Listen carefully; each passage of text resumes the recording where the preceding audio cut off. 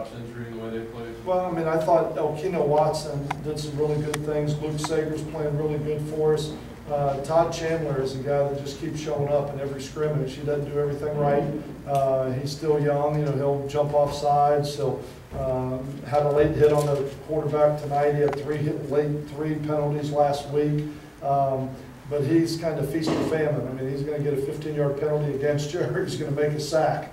But if we can kind of get him harnessed in to where we're getting the good plays and eliminating those bad ones, I feel like we're creating a little bit of depth. And then when we can get Corey Grissom back inside, I think all those reps those guys are getting right now are just going to make them better and more game ready for next fall. Because Chandler in particular, I mean, we heard a lot about him coming in, and then he's sort of got a gap here. So right. He kind of got a fire lit under him to himself to push. I was really pleased a year ago with the way he handled the adversity he went through a year ago, and just the way he came to practice every day. Didn't play in a game, but came to practice every day and practiced hard and had a great attitude. He's really becoming one of the leaders of that redshirt freshman group. I think Todd is growing up tremendously. He understands. I know coach. I know coach. I know coach. You know, I mean, but he's an emotional player. And that's part of what makes him such a good player inside, is every snap he plays with great emotion and passion. Now we just got to channel that a little bit more. But I think Todd Chandler has a chance to really help this football team this fall. Even with Corey back and Luke and Elkino, I think he's built himself a significant spot in that defensive front where he's going to play some. Can you talk about BJ's performance out there today? Obviously, wearing the red jersey, he might not have really been able to get into a groove, but he seemed not really connecting with his receivers. Right. Now, wasn't near as offensively, it wasn't near as poised as it was a week ago, but I think a big part of that was that defensive front. You know, in the first 3 or 4 series, I don't know that BJ got a chance to set his feet. You know, and again, this is not a traditional, there's no handcuffs on either side of the ball. There's blitzing, there's, 3 down fronts, 4 down fronts, shifting right before them. I mean, this is like a game. I want to find out where we are. And we didn't go in and handcuff the defense where you got to run this defense and these 2 coverages, or handcuff the offense. I think BJ got a little bit frustrated with the penetration that was going on.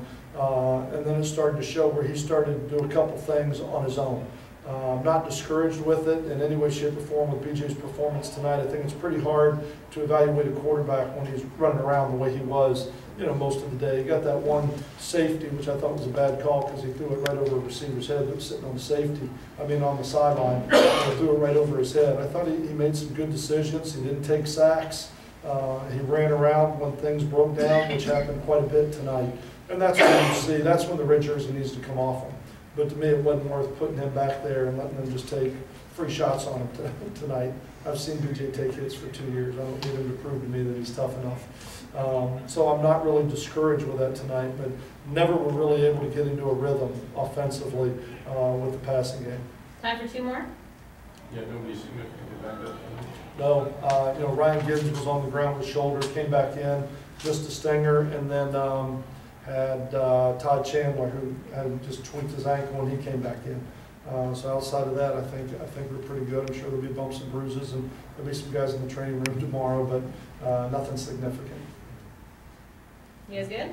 I think the weather to hold. How about that? How about this? At 4 o'clock, I'm going to a team meeting. At 4 o'clock, I'm going to the team meeting. The clouds opened up at about 3 o'clock and just dropped everything. And they were talking to me about canceling it. Do you cancel it, practice, get it in tomorrow? And I kept looking at the radar, and it looked like there was a quick wall in and a fast wall out. But understand we've been pretty fortunate as it's kind of formed around us as the rest of this day has gone on. But it was really nice to have the opportunity to come out here and get it in on time. And it was great to see all the people that came out to support the team in the spring game with. Even with the cloud burst at 3 o'clock, I'm sure a lot of people said, it's not going to hold up, and they're not going to get it in.